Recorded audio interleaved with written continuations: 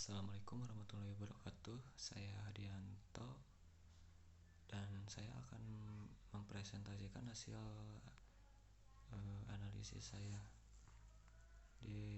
dengan judul analisis pengaruh kesehatan keselamatan kerja terhadap kinerja karyawan di PT DHK Manufacturing Indonesia. Masuk ke latar belakang. Nah, di sini ada jumlah kecelakaan yaitu 7 orang dengan jenis kecelakaan terjepit mesin, tersayat pisau, tertusuk pisau, dan seterusnya. Nah, di sini ada waktu kecelakaan yaitu bulan Januari 2020, Mei 2020, Agustus 2020, Juli 2020, Desember 2020, Desember 2020, Desember 2020. Nah, tempat kecelakaan di sini ada Depering, terus Epis. Nah, tingkat kecelakaannya atau jenis kecelakaan cederanya yaitu tangan sobek, luka tangan, dan seterusnya. Nah, di sini kehilangan kerjanya yaitu 7 hari, ada yang 3 hari, 1 hari, dan 2 hari. Masih latar belakang. Nah, di sini ada jumlah kecelakaan yang 7 orang tadi yaitu Budi dan Ari, tempat kecelakaannya Depering dengan jumlah kecelakaan 2 dan peringkat kecelakaan 2, ditambah 1 Jamal di Depering yang jumlahnya 1, peringkat kecelakaan menjadi 3. Nah, di sini 4, 5, 6, 7 Ayu Jakayana Andi, kecelakaan di Epis yaitu jumlah kecelakaan 4 dan peringkat kecelakaannya 1. Setelah melakukan pengelompokan kerja, dapat dilihat bahwa stasiun Epis merupakan stasiun kerja. Kesimpulan tersebut dapat dilihat jumlah kecelakaan kerja pada Epis sering terjadi.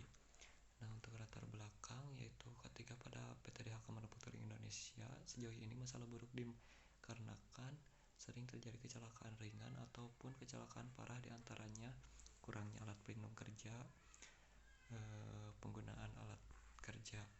Nah, masuk ke rumusan masalah. Di sini ada 4. Yang pertama, bagaimana pengaruh K3 terhadap kinerja karyawan pada PT DHK Manufacturing Indonesia. Yang kedua, bagaimana pengaruh stres kerja terhadap kinerja karyawan PT DHK Manufacturing Indonesia. Bagaimana pengaruh K3 dan stres kerja terhadap kinerja karyawan PT DHK Manufacturing Indonesia. Bagaimana penerapan kinerja karyawan yang dilakukan peneliti di PT DHK Manufacturing Indonesia. Masuk ke tujuan. Yang pertama, untuk mengetahui pengaruh K3 terhadap kinerja karyawan PT DHK Manufacturing Indonesia. Yang kedua, untuk mengetahui stres kerja terhadap kinerja karyawan PT DHK Manufacturing Indonesia. Yang ketiga, mengetahui bagaimana pengaruh K3 dan stres kerja di PT DHK Manufacturing Indonesia. Yang keempat, untuk memberikan usulan penerapan kinerja karyawan pada PT DHK Manufacturing Indonesia. Masuk ke alur penelitian. Nah, di sini untuk alur penelitian, identifikasi masalah, perumusan masalah, tujuan penelitian, dan pengumpulan data yaitu ada data primer dan data sekunder. Masuk ke pengolahan data, terus sampai selesai. Nah, masuk ke kerangka konseptual yang dimana yang di sini ada X1, X2, dan Y, dimana X1 sebagai variabel bebas, X2 sebagai variabel bebas, dan Y sebagai variabel terikat. Masuk ke karakteristik responden. Di sini ada jenis kelamin, terus umur, pendidikan. Nah, untuk jenis kelamin laki-laki, perempuan, di sini ada 22 yang dipresentasikan menjadi 85%, yang perempuan 8, yang berarti 10,5%, total 30 dipresentasikan menjadi 100%. Nah, untuk umur 20 kurang, terus 20 sampai 29 tahun. Untuk jumlah 20. Nah, untuk 20 sampai 29 10 orang. Nah, jadi jumlahnya 30 yang dipresentasikan menjadi 100%. Nah, untuk pendidikan di sini SMA, diploma S1, untuk totalnya 30 dipresentasikan 100%. uji validitas dari gambar tabel di atas, maka didapat R tabel untuk 30 sampel dengan tingkat signifikasi 5%, yaitu R tabel sama dengan 0,306. Uji ini dilakukan apabila pertanyaan yang dilakukan lebih dari satu pertanyaan dengan ketentuan bila nilai R hitung lebih dari R tabel, maka item pertanyaan tersebut valid. Bila R hitung lebih kecil dari L tabel, maka item pertanyaan tersebut valid. Nah, di sini ada hasil uji validitas, di mana uji validitas K3. Nah, di sini R hitungnya lebih besar ya daripada R tabel 1 sampai 10 juga sama. Nilainya R hitungnya lebih besar dari R tabel yang berarti valid. Nah, di sini juga sama uji validitas stres kerja. R hitungnya lebih besar dari R tabel, maka keterangannya valid. Nah, untuk uji validitas kinerja karyawan di sini juga sama ya. Di mana ada jumlahnya 10, di mana R hitungnya lebih besar daripada R tabel yang berarti valid. Nah, berdasarkan tabel di samping dapat diketahui bahwa masing-masing variabel, yaitu pengaruh K3, stres kerja, dan kinerja karyawan adalah variabel karena masing-masing nilai Coreback alpha lebih dari 0,60. Hasil uji reliabilitas pengaruh K3 sebagai X1 0,750 yang berarti variabel, terus stres kerja sebagai X2 0,749 yang berarti variabel, kinerja karyawan sebagai Y 0,736 yang berarti variabel.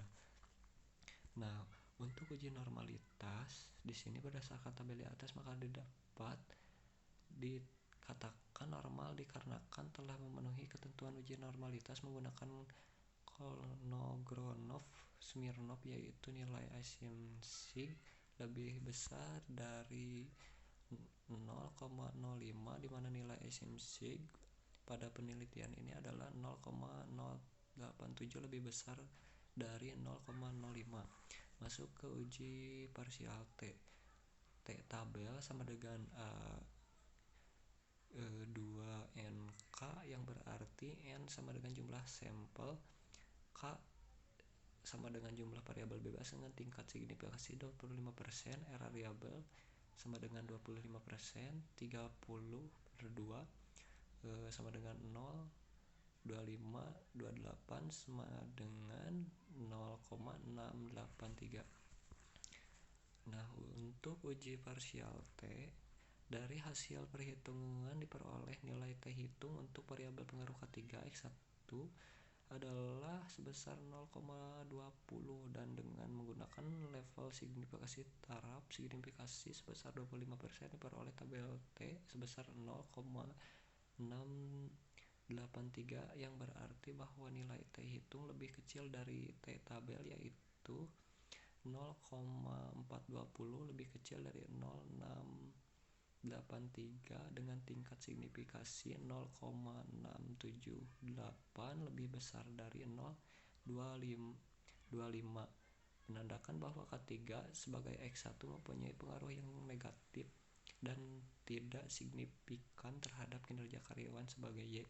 Dari hasil perhitungan diperoleh nilai T hitung untuk variabel stres kerja sebagai X2 adalah sebesar 4,048, dan dengan menggunakan level signifikasi taraf signifikasi sebesar 25% diperoleh tabel T sebesar 0,683 yang berarti bahwa nilai T hitung lebih besar dari T tabel, yaitu 4,048 lebih besar dari 0,683 dengan tingkat signifikasi 0,00 lebih kecil dari 0,25, menandakan bahwa stres kerja sebagai X2 mempunyai pengaruh yang positif dan signifikan terhadap kinerja karyawan sebagai Y. Masuk ke uji F. F tabel sama dengan KNK1 yang berarti N sama dengan jumlah sampel, K sama dengan jumlah variabel bebas, F tabel sama dengan 2, 32 1 sama dengan 2, 27 sama dengan 3,35. Masuk ke hasil uji simultan uji F. Dalam melakukan uji F, parameter yang digunakan adalah F hitung lebih besar dari F tabel. Pengujian variabel bebas independen terhadap variabel terkait dependen secara simultan dilakukan dengan uji F dengan hasil yang didapat pada tabel berikut ini. Berdasarkan tabel dan hasil menunjukkan perhitungan uji F diperoleh nilai F hitung sebesar 8,454 dengan tingkat signifikasi 0,01 lebih kecil dari 0,05 dan F tabel sebesar 3,35 yaitu dari perhitungan F KNK1 di mana K adalah jumlah variabel dan N adalah jumlah variabel responden. Ini berarti bahwa F hitung 8,454 lebih besar daripada F tabel 3,35. Dengan demikian HO ditolak dan H1 diterima, artinya bahwa K3 sebagai X1 dan stres kerja sebagai X2 berpengaruh secara simultan dan signifikan terhadap kinerja karyawan pada PT-DHK Manufacturing Indonesia. Masuk ke koefisien determinasi. Untuk mengetahui besarnya pengaruh K3 sebagai X1 dan kepuasan kerja sebagai X2 terhadap kinerja karyawan sebagai Y dapat dilihat dari besarnya nilai adjusted R-square di tabel hasil perhitungan dan melalui program SPSS 25 berikut. Berdasarkan tabel di atas dapat diketahui bahwa besarnya nilai koefisien determinasi ditunjukkan oleh nilai adjusted R-square yaitu sebesar 0,340, yang artinya bahwa variasi dari semua variabel bebas yaitu K3 sebagai X1 dan kepuasan kerja sebagai X2 dapat menerapkan variabel kinerja karyawan sebagai Y sebesar 35%, sedangkan sisanya sebesar 66% diterangkan oleh variabel lain yang tidak diajukan dalam penelitian ini. Masuk kesimpulan. Di sini ada 4 poin. Yang pertama, pengaruh K3 secara parsial mempunyai peran yang tidak signifikan terhadap kinerja karyawan pada bagian pemotongan PT-DHK Manufacturing Indonesia. Parsial berpengaruh negatif terhadap kinerja karyawan sebagai Y dan dibuktikan dengan nilai T hitung lebih kecil daripada T tabel yaitu 0,420 lebih kecil dari 0,683 dengan tingkat signifikasi 0,678 lebih besar dari 0,25. Yang kedua, stres kerja secara parsial mempunyai peran yang signifikan terhadap kinerja karyawan di bagian pemotongan di PT-DHK Manufacturing Indonesia. Hal ini dapat dilihat dari variabel stres kerja sebagai X2 secara parsial berpengaruh positif terhadap kinerja karyawan sebagai Y dapat dibuktikan dengan nilai T hitung lebih besar daripada T tabel yaitu 4,048 lebih besar daripada 0,683 dengan tingkat signifikasi 0,000 lebih kecil daripada 0,225. Yang ketiga, K3 dan stres kerja secara simultan mempunyai peran yang signifikan terhadap kinerja karyawan di bagian servis di PT-DHK Manufacturing Indonesia. Hal ini dapat dilihat dari variabel K3 sebagai X1 dan kepuasan kerja sebagai X2 yang secara simultan berpengaruh terhadap kinerja karyawan sebagai Y. Dapat dibuktikan simultan berpengaruh terhadap Y dapat dibuktikan dengan nilai F hitung lebih besar daripada F tabel yaitu 8,454 lebih besar dari 3,35 dengan tingkat signifikasi 0,001 lebih kecil daripada 0,05. Yang keempat, kurangnya ADP atau alat pelindung diri dan penggunaan alat kerja sehingga seringnya terjadi kecelakaan ringan maupun kecelakaan parah di PT DHK Manufacturing Indonesia. Masuk ke saran yang di sini ada 4 poin. Yang pertama, perusahaan hendaknya melakukan peningkatan terhadap sistem K3 melalui sosialisasi dan pembahasan fasilitas kesehatan dan keselamatan kerja seperti ADP atau alat pelindung diri dan jaminan kecelakaan kerja. Hal tersebut dikarenakan dengan adanya peningkatan sistem K3 dapat menjamin kesehatan dan keselamatan kerja terhadap kinerja karyawan sehingga dapat meningkatkan kinerja karyawan di bagian servis di PT DHK Manufacturing Indonesia. Yang kedua, untuk mengatasi tingkat stres kerja karyawan pada PT DHK Manufacturing Indonesia perlu mengatur jumlah karyawan yang ditetapkan dalam setiap bagian pekerjaan supaya tidak terjadi perdebatan di antara sesama karyawan dan pembagian kerja. Perusahaan juga harus menyiapkan alat yang lebih modern dan mengadakan alat yang belum ada untuk mempercepat dan mempermudah karyawan dalam bekerja serta memberikan pelatihan kepada karyawan tentang data menggunakan alat yang baik.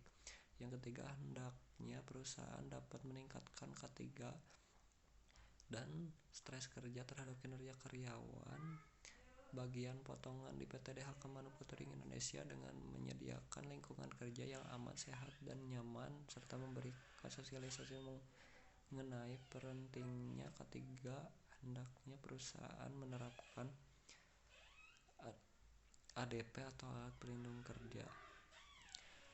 Nah, yang keempat, hendaklah perusahaan menerapkan ADP atau alat pelindung kerja untuk mencegah adanya kecelakaan kerja di PT DHK Manufacturing Indonesia sehingga menekan angka kecelakaan yang sering terjadi terutama di bagian pemotongan. Mungkin segitu aja presentasi dari saya. Mohon maaf jika ada kesalahan dalam penyampaian. Assalamualaikum warahmatullahi wabarakatuh.